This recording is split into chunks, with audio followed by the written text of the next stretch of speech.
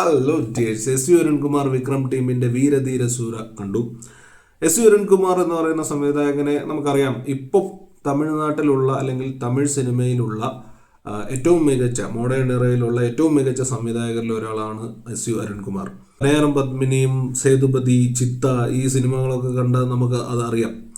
അപ്പോൾ അത്തരത്തിലൊരു ഡയറക്ടറുമായിട്ട് വിക്രം ടീമപ്പ് ചെയ്തിട്ട് ഒരു സിനിമ എത്തുന്നു എന്ന് പറയുന്നതിൽ ഒരുപാട് ആകാംക്ഷയോടെയാണ് നോക്കി കണ്ടിരുന്നത്. കാരണം വിക്രം എന്ന ആക്ടറുടെ ഫാനാണ് നിങ്ങളെങ്കിൽ അത് കുറച്ച് ഈസി ആയിട്ടുള്ളൊരു പരിപാടിയല്ലേ. കാരണം എന്താണെന്ന് വെച്ച് കഴിഞ്ഞാൽ നമുക്കറിയാം, കഴിഞ്ഞ കുറച്ച് വർഷങ്ങളായിട്ട് മേ ബി ഒരു സിനിമയ്ക്ക് ശേഷം, അതിന് മുമ്പും സിനിമകൾ ചിലതൊന്നും വർക്കായിട്ടില്ല, എന്നാൽ പോലും എന്ന് പറയുന്ന സിനിമയ്ക്ക് ശേഷം എനിക്ക് തോന്നുന്നു ഇങ്ങോട്ട് ഉള്ള ഒരു വിക്രം ഫിലിമോഗ്രാഫി എടുത്തു കഴിഞ്ഞാൽ പല സിനിമകളും അത്ര കണ്ട് ഒരു എക്സ്പെക്ടേഷൻ അനുസരിച്ച് വരില്ല. ചിലതൊന്നും ഒച്ചപ്പാട് പോലും ഉണ്ടാക്കാതെ പോയ സിനിമകൾ പോലും ഉണ്ട്.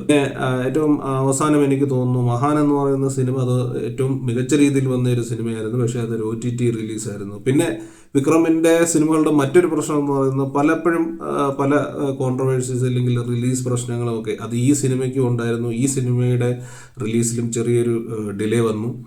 അപ്പോൾ ഇത്തരത്തിൽ ഒരുപാട് പ്രശ്നങ്ങൾ ഈ വിക്രമിൻ്റെ സിനിമകൾക്ക് ചുറ്റും മിക്കപ്പോഴും ഉണ്ട്.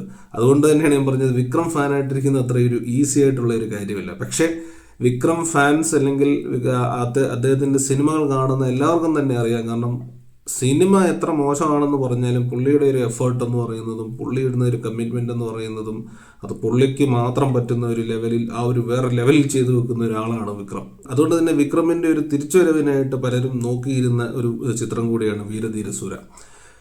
സിനിമയുടെ പ്ലോട്ടിലേക്ക് വരികയാണെന്നുണ്ടെങ്കിൽ ഈ സാധാരണ നമ്മൾ ഈ പല ഇംഗ്ലീഷ് സിനിമകളിലുമൊക്കെ കാണാറുണ്ട്. അതായത് ഏതെങ്കിലും ഒരു ഇൻവെസ്റ്റിഗേഷൻ ഏജൻസി അല്ലെങ്കിൽ ഒരു അണ്ടർ കവർ സ്പൈ അങ്ങനെയൊക്കെ ഉള്ള അയാൾ നേരത്തെ വർക്ക് ചെയ്തിരുന്നു, അല്ലെങ്കിൽ ആ ഒരു ഏജൻസിയുടെ കൂടെ വർക്ക് ചെയ്തിരുന്നു. പിന്നീട് ഇപ്പോൾ എവിടെയോ ലോകത്തിൻ്റെ വേറെ ഏതോ ഒരു കോണിൽ പോയി സ്വൈര്യമായിട്ടൊരു ജീവിതം നയിക്കുന്നു. പെട്ടെന്നൊരു ദിവസം ഈ പറയുന്ന ഇൻവെസ്റ്റിഗേഷൻ ഏജൻസിയുടെ ഒരു ഏജൻറ്റ് വരുന്നു. ഇയാളെ വീണ്ടും ഒരു മിഷനുണ്ട്, ഒരു ഓപ്പറേഷൻ ഉണ്ടെന്ന് പറഞ്ഞ് തിരിച്ചു വിളിക്കാനായിട്ട് വരും. ഏതാണ്ട് അത്തരത്തിലുള്ള ഒരു സംഭവം തന്നെയാണ് ഇവിടെ.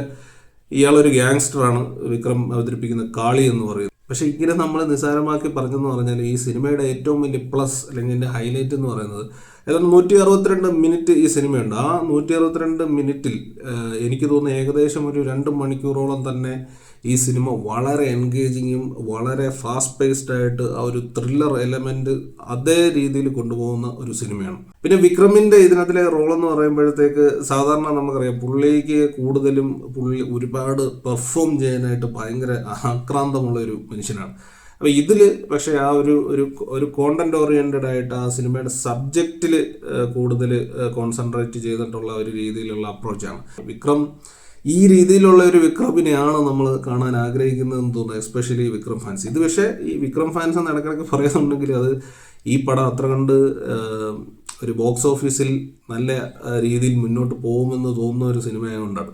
സുരാജ് വെഞ്ഞാറമൂട് എന്ന് പറയുമ്പോൾ അതിനൊപ്പം മാലാ പാർവതിയും ഈ സിനിമയിൽ അഭിനയിക്കുന്നുണ്ട്. എനിക്കത് കണ്ടപ്പോഴത്തേക്ക് പെട്ടെന്ന് മുറ സിനിമയിൽ നിന്ന് ഇവർ പെട്ടെന്ന് ഇവിടേക്ക് എത്തിപ്പെട്ട പോലെ എനിക്ക് തോന്നിപ്പോയി. ഇതിനകത്ത് സുരാജ് വെഞ്ഞാറമൂട് നമുക്കിപ്പം വലിയതായിട്ട് അത്ഭുതമായിട്ടൊന്നും പറയാനൊന്നുമില്ല. കാരണം പുള്ളി ആ ഒരു ലെവലിൽ എത്തി നിൽക്കുന്ന ഒരു ആക്ടറാണ്. പുള്ളി എല്ലാ സിനിമയിലും ആ ലെവലിൽ ഇപ്പോൾ പെർഫോം ചെയ്യുന്ന ഒരാളാണ്. അതുപോലെ തന്നെ വളരെ ഡീസൻ്റായിട്ട് വളരെ ഹെവി ആയിട്ട് തന്നെ ഇതിലും പെർഫോം ചെയ്തിട്ടുണ്ട്. പക്ഷേ എവിടെയൊക്കെ ഈ സിനിമ എന്ന് പറയുന്നത് എനിക്ക് തോന്നുന്നു ഇതിൻ്റെ അകത്തിൽ മധുരൈ സ്ലാങ് ആണ്, അല്ലെങ്കിൽ അതിൻ്റെ ഒരു ആക്സെൻ്റ് ആണ്. അവിടെ ഒരു ഈ പറയുന്ന പുള്ളി തന്നെ ഡബ് ചെയ്തിരിക്കുന്നത്. അപ്പം അവിടെ ഒരു ചെറിയൊരു പ്രശ്നമായിട്ട് തോന്നിയിരുന്നു. കാരണം നമ്മൾ മലയാളി പറയുന്ന ഒരു തമിഴുണ്ടല്ലോ, ആ ഒരു ഇത് ഇടയ്ക്കൊക്കെ കയറി വരുന്ന പോലെയൊക്കെ തോന്നി. മാലാ പാർവതിയുടെ കാര്യത്തിൽ ഈ ഒരു പ്രശ്നം വരുന്നില്ല. കാരണം മാലാ പാർവതിയുടേത് എന്തായാലും ഒരു ഫീമെയിൽ കൂടി ആയതുകൊണ്ട് കുറച്ചുകൂടെ പാടായിരിക്കും ആ ഒരു ആക്സെൻറ്റും ഒക്കെ പിടിച്ചിട്ട് സംസാരിക്കാനും അതിൻ്റെ ഒരു ഇമോഷൻസ് കൺവേ ചെയ്യാനും. അതുകൊണ്ട് തന്നെ വേറൊരാളാണ് അത് അവർക്ക് ഡബ് ചെയ്തേക്കുന്നത്. പുള്ളിക്കാരിയും നല്ല ഒരു റോളാണ് ഇതിനകത്ത്, അത്യാവശ്യം സ്ട്രോങ് ആയിട്ടുള്ള ഒരു റോള് തന്നെയാണ് ചെയ്തിരിക്കുന്നത്. എസ് ജെ സൂര്യ വീണ്ടും ഒരു പോലീസ് കഥാപാത്രം. പക്ഷേ എത്ര പോലീസ് കഥാപാത്രങ്ങൾ പുള്ളിയുടെ കൊടുത്താലും പുള്ളിക്ക് പുള്ളിയുടേതായ രീതിയിൽ അതിനെ വേറൊരു രീതിയിൽ കൊണ്ടുവരാനായിട്ടുള്ള ഒരു നാക്കുള്ള മനുഷ്യനാണെന്ന് തോന്നുന്നത്. കാരണം ഈ ഒരു പോലീസ് കഥാപാത്രത്തിൽ വന്നാലും പുള്ളി വ്യത്യസ്തമായ മറ്റൊരു രീതിയിൽ അതിനെ അപ്രോച്ച് ചെയ്യുന്നുണ്ട്. അതായത് ഒരുപാട് പുള്ളി സാധാരണ ഓവറായിട്ട് കുറച്ച് എക്സെൻട്രിക് ആയിട്ട് പലപ്പോഴും പെർഫോം ചെയ്യുന്നത്. ഇതിനകത്ത് അങ്ങനെ ഒരു സംഭവമായിട്ട് തോന്നുന്നില്ല. സുരാജ് അവതരിപ്പിക്കുന്ന കണ്ണൻ എന്ന് പറയുന്ന കഥാപാത്രത്തിൻ്റെ അച്ഛനായിട്ട് വരുന്നത് പെരിയവർ അല്ലെങ്കിൽ രവി എന്ന് പറയുന്ന കഥാപാത്രം അവതരിപ്പിച്ച പൃഥ്വിരാജ്. പുള്ളിയും ഡീസൻ്റ് ആയിട്ടുള്ള ഒക്കെ ആയിട്ടുള്ള ഒരു പെർഫോമൻസ് ആണ് ഇതിനകത്തിൽ കാഴ്ചവെച്ചിരിക്കുന്നത്. കാരണം ഞാൻ ഓക്കെ എന്ന് പറയാൻ കാരണം പുള്ളിയുടെ പെർഫോമൻസ് കണ്ടപ്പോൾ എനിക്ക് തോന്നിയാണെന്ന് തോന്നുന്നു കുറച്ചും കൂടെ ഒരു എനർജി അതിനകത്തിലൊക്കെ വന്നിരുന്നെങ്കിൽ എന്നൊക്കെ മേ ബി നമ്മൾ കണ്ട് ശീലിച്ചിട്ടുള്ള ഒരു പഴയ ഈ പറയുന്ന പോലത്തെ ഗ്യാങ്സ്റ്റർ തമിഴ് സിനിമകളിലൊക്കെ വരുന്ന ഇച്ചിരി പ്രായം കൂടിയ വില്ലൻ എന്നൊക്കെ പറയുമ്പോൾ കുറച്ചുകൂടെയൊക്കെ ഈ മാനറിസംസും കാര്യങ്ങളൊക്കെ ഭയങ്കരമായിട്ട് കാണാറുണ്ട്.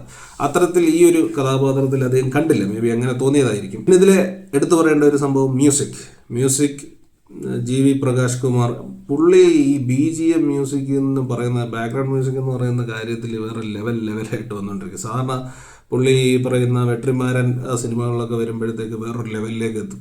അപ്പോൾ അത്തരത്തിൽ ഇതിനകത്തിൽ ടെൻഷൻ ബിൽഡിങ് അല്ലെങ്കിൽ ഒരു ത്രില്ലർ എലമെൻ്റ് ഉള്ള ഹൈലി എൻഗേജിങ് ആയിട്ടുള്ള ഫാസ്റ്റ് പേസ്ഡ് ആയിട്ടുള്ള ഒരു നറേഷനാണ്.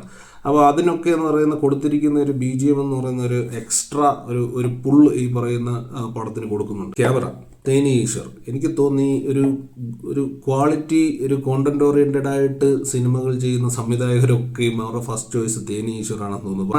അങ്ങനെ പറയാൻ കാരണം പുള്ളിയുടെ ഒരു ഫിലിമോഗ്രാഫി നമ്മൾ ചെക്ക് ചെയ്ത് കഴിഞ്ഞാൽ കിടിലമായിട്ടുള്ള സിനിമകളാണ് പുള്ളിയുടെ ഒരു കഴിഞ്ഞ ഒരു 10 വർഷത്തെ നോക്കിയാൽ പോലും.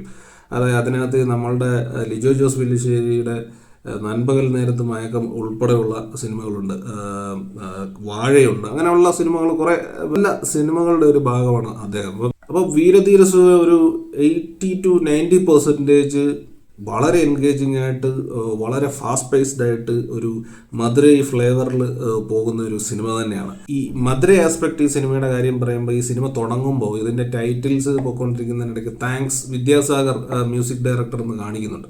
അത് സിനിമയുടെ ഒരു അവസാനം ഒരു ഗംഭീരമായിട്ടുള്ള ഒരു പോയിന്റിൽ നമുക്ക് ഭയങ്കര ഒരു ഹൈ അല്ലെങ്കിൽ ഭയങ്കര ഒരു ഗൂസ്ബം മൊമെന്റ് തരുന്ന ഇടത്ത് ഈ പറയുന്ന വിദ്യാസാഗറിൻ്റെ ഒരു ധൂൾ റെഫറൻസ് സോങ് വരുന്നുണ്ട്. ഇതിനോടകം അറിയായിരിക്കും, എങ്കിലും അത് എനിക്ക് കറക്റ്റായിട്ട് അത് കിട്ടി. ആ ഒരു ഗൂസ്ബം മൊമെൻ്റ് എന്ന് പറയുന്നത് കാരണം നമ്മൾ ഈ വിക്രമിൻ്റെ സിനിമകളൊക്കെ കണ്ടു തുടങ്ങുന്ന സമയത്ത് ഈ പറയുന്ന വിക്രമിൻ്റെ ഒരു വേറൊരു ലെവൽ കാലഘട്ടം ഉണ്ടായിരുന്നു. ഈ ജെമിനി, സാമി, ധൂൾ എന്നൊക്കെ പറയുന്ന ഒരു കാലഘട്ടം ഉണ്ടായിരുന്നു.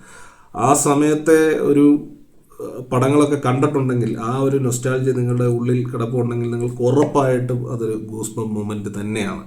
എനിക്ക് ഈ പടത്തിൽ തന്നെ ഏറ്റവും ഹൈ ആയിട്ടുള്ള മൊമെൻറ്റുകളിൽ ഒന്നായിട്ടാണ് അതിന് തോന്നിയത്.